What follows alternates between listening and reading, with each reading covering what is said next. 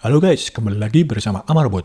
Kali ini Amarbot akan mereview mengenai Super Dragon Ball Heroes episode ke-45 yang masih melanjutkan cerita mengenai pertarungan antara ruang dan waktu. Di episode kali ini kita akan melihat pertarungan antara Kaioshin Aios dan Kronoa. Di awal pertarungan kita melihat sambungan dari akhir episode 44 kemarin, di mana Kronoa mengajak bicara Aios agar mengurungkan niatnya untuk menghapus semua timeline yang kalah dalam kompetisi. Tapi, Aios tetap keras kepala dan mengumpulkan semua gulungan waktu dalam sebuah kotak. Jadi dia menantang Kronoa, kalau ingin timeline itu tidak dihapus, ya dia harus mengalahkan Aios. Kemudian Aios membawa mereka berdua keluar untuk bertarung.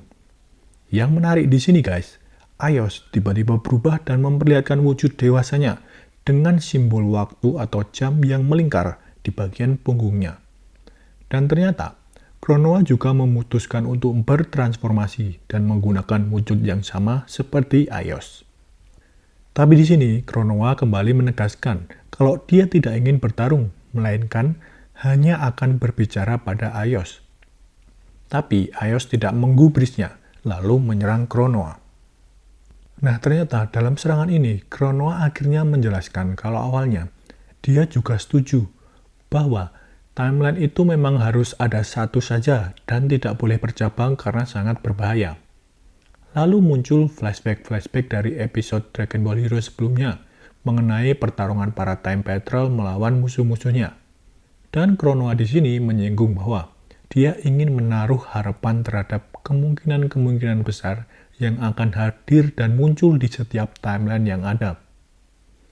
Amarbot yakin yang Kronoa singgung di sini adalah harapan akan munculnya para petarung hebat di setiap timeline yang mampu menjaga kedamaian dan bahkan suatu saat dapat diandalkan untuk melawan kejahatan multiverse dan direkrut sebagai Time Patrol. Namun seperti yang sudah dijelaskan Aios sebelumnya, dia tetap ingin hanya ada satu timeline yang tersisa. Dan akhirnya dengan serangannya, dia mampu membuat Kronoa jatuh terkapar. Tapi tiba-tiba, saat Aios ingin menyerang Kronoa lagi, Goku tiba-tiba muncul di medan pertarungan dan ingin berbicara pada Aios. Tentu saja, Goku ingin agar tidak ada timeline yang dihapus, sama seperti permintaan Kronoa.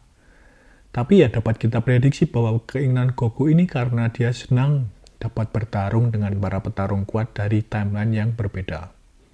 Meskipun Goku juga tidak yakin kalau sebenarnya dia akan jadi pemenang di turnamen antar ruang dan waktu ini, tapi dia menyayangkan kalau timeline yang kalah akan dihapus, karena di setiap timeline juga banyak kehidupan yang tidak bersalah. Tapi Aios tetap bersikukuh dan lalu menyerang Goku. Namun tiba-tiba, Goku berubah ke wujud Ultra Instinct Omen dan menangkis serangan Aios dari belakangnya. Aios yang kaget dengan wujud ini semakin ingin menyerang Goku. Sebenarnya guys, serangan-serangan Aios di sini kebanyakan berupa serangan ruang dan waktu yang berupa ki, yang selalu dia tembakkan dari jarinya.